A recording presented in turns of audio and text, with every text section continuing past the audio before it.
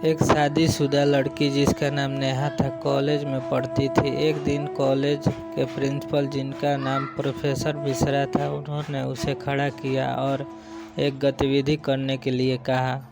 उन्होंने नेहा से कहा, एक कागज़ पर ऐसे 30 से 35 लोगों के नाम लिखो जो तुम्हारे जीवन में सबसे प्रिय है।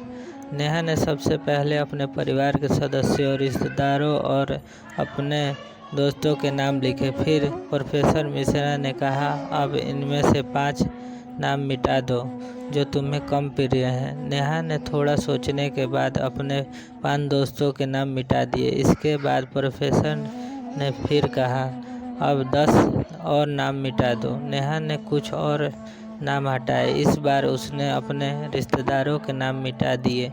अब उसके पास केवल 4 नाम बचे थे, माँ, पिता, पति राहुल और बच्चे। प्रोफेसर मिश्रा ने कहा, अब इसमें से 2 नाम मिटा दो।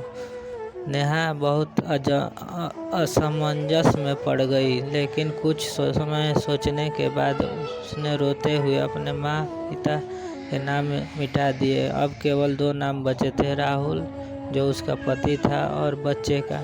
प्रोफेसर ने आखिरी बार कहा, अब एक और नाम मिटा दो। इस बार नेहा और भी ज़्यादा परेशान हो गई। उसने बहुत सोचा और फिर भारी मन से अपने बच्चे का नाम मिटा दिया और केवल अपने पति राहुल का नाम बाकी रखा। प्रोफेसर ने उससे अपनी जगह पर जाकर बैठने के लिए कहा और फिर दूसरे कक्षा की ओर देखते हुए पूछा, क्या कोई बता सकता है कि उसने अपने पति का नाम क्यों बचाया?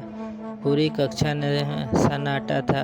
तब प्रोफेसर ने नेहा से पूछा, तुमने सिर्फ अपने पति का नाम क्यों रखा? नेहा ने आंसू भरी आंखों से जवाब दिया, मेरे पति राहुल ही जीवन में सबसे महत्वपूर्ण हिस्सा है। वो मेरे माता पिता, भाई बहन और मेरे बच्चों से भी अधिक प्रिय हैं।